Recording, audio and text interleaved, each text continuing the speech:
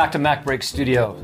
Mark and Steve here in the studio, and we're doing a little bit more Frameio magic this week. Steve has, I love what you're going to see, so check this out. All right. I can't tell you how happy I am with Frame.io as a product. It has gotten more mature, more features, and I've gotten to a point where I can't live without it. And you're going to see why in this particular episode. All right, okay. Well, let's stop teasing. Okay.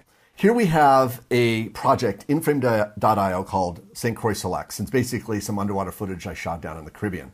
And I exported a movie called Blue. This is a full movie. You can see I'm skimming over the top of it.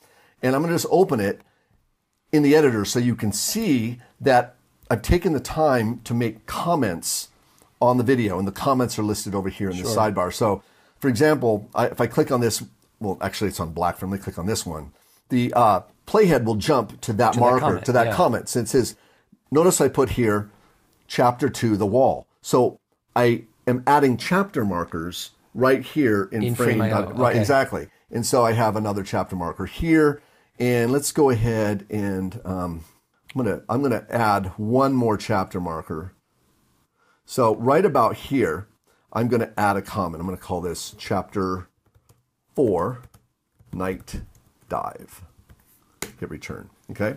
You'll also notice that I've added some comments too, like I've added a comment here that says add more color saturation. And then here, at this point, there you can see on the left side there's some wings from the dome port that they shouldn't be there and they need to be cropped out. Right, right. So the normal type of thing you do in reviewing video and sending comments back for the editor. Exactly. But now this is where it gets really cool and interesting.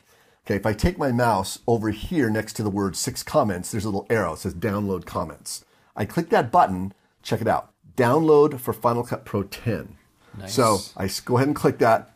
Notice there it is blinking there, and it's an XML file. So if I just click this, immediately it'll ask me, well, what library do you want to import?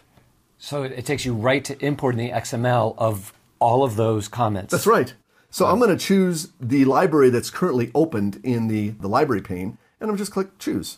Now I'm going to go ahead and close this helper app. But notice the markers came in as a compound clip, and there's all my to-do markers right there. Okay. I'll get to that in a moment. Okay. What I want to do is first add this compound clip to the timeline because I need those markers that were marked in Frameio to appear in the actual timeline I'm going to be doing the work in. At the same exact location. At the same exact location. So you go to the beginning of the project, I would select assume. it, exactly. Select the compound clip, press Q.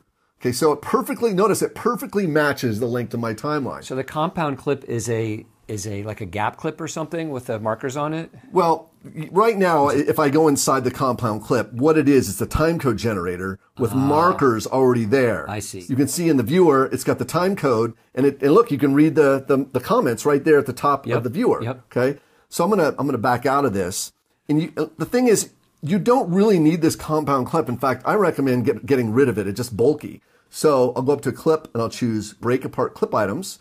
And now I have just the time-coded portion. I don't really even need this. So I'm going to select the time code, which was inside the compound clip. Right. That's what Frameio placed there as a result of the XML. Right. So delete. Now, notice. But your markers remain, even though you deleted the compound clip. Yes, they remain. I was wondering, I thought they were going to delete them. They're still there. In fact, I want you to see this. How is that possible? When I zoom in, I want you to see that really it's just a one-frame title clip. See, and it tells you there, chapter 2, the wall. And it placed a to-do marker right there at that one-frame title clip. Title clip, or it looks kind of like a generator. It's like a generator. Yeah, it's probably a generator. But a little one-frame thing. That's right. Wow, so when you go out and see your whole timeline fit to the window, you basically just see the markers. Right. Now, here's where it gets really fun, Mark. If I open the index and let's see, go to tags and then go to all my markers, right? So there they are. I click there. So these are all to-do markers. So for whatever reason, let's say, like I can see these are chapter markers. They were commented that way in Frameio, but these are maybe things that I wanted to do. Like it says remove the dome, I'm going to remove this. So I might go into here and scale this up. So I fixed it. So all I really need to do now is, it's because it's a to-do marker. Right. All I need to do is double click. Yeah, go check it, click completed, done. And notice it turns green. Right. I actually hit 2 markers there, but let's assume I fixed both of these. Okay. This is actually a chapter marker, which we'll get back to. in a moment. All of these red to-do markers I want to turn into actual chapter markers that when you export, they'll show up in the QuickTime Movie as chapter markers. So every marker, every comment from Frameio comes in as a to-do marker by default. By default. In fact, Travis, my editor, has been wanting me to mention to Frameio, if you could just give us an option in Frameio to have that data come across as chapter markers. Yeah. So then that way they'll come across as, it's an option. So they're immediately as chapter. I don't have to go in and change them. Right. So I guess their thinking was most people will use those as to-do markers That's and things to do, but this is a great workflow for creating chapter markers. In fact, let's go ahead and change this. So I'm going to double click on this marker, and all I'm going to do is, boom, now it's a chapter marker. Double click on this one, boom, now it's a chapter marker. Chapter marker, done. And of course, this one was that night dive. Remember, I changed that, so I'm going to go ahead and double click on that. I'm going to say chapter marker, done. Okay. Yep. Now, something else that I have to point out that's amazing. I'm going to zoom in. Sometimes you might be off on the chapter marker. Maybe that chapter marker is off a few frames. I really need the marker here.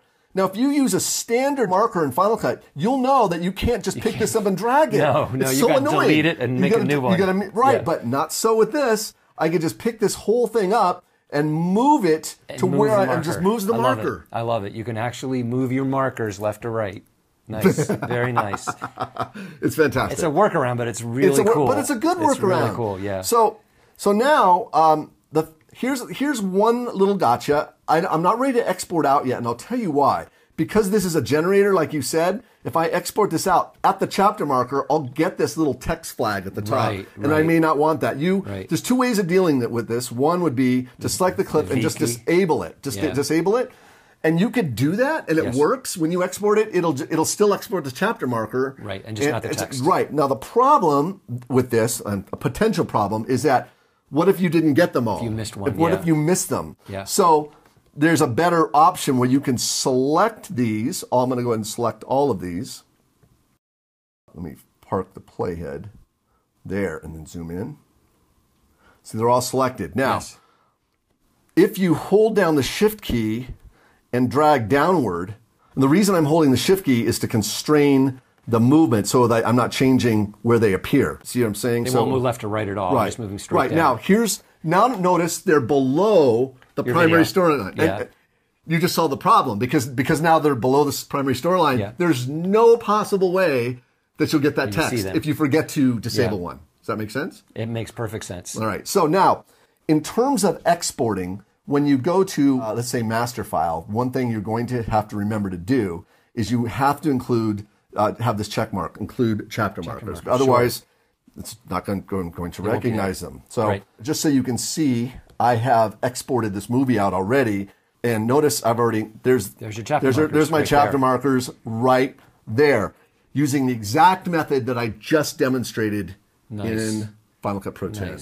So if you have somebody who's adding chapter markers in the video review process in Frameio, the editor doesn't have to recreate all that work. You can just import the XML, and they're in the right location with the right text, and the editor still has the option of nudging them, or I assume of editing that text if they wanted to change the text as well. That I haven't, I don't know if the text is burned in there. I'm not sure. That I haven't tested, but I don't care because I'm going to turn off the text anyway. Just chapter mark, right. Yeah, it only just verifies that's the chapter marker, that's the time code. It's really kind of a confidence check, really, to me. Okay, that makes sense. So anyway. Very nice. Cool. So another really interesting feature of Frameio that is separate from the whole idea of just uploading video. I mean, it's a great new feature. Excellent. So hope you guys like that. RippleTraining.com is who we are. Tutorials and plugins about Final Cut Pro, Motion, DaVinci Resolve is what we do. So please stick around. We'll see you next week here on MacBreak Studio.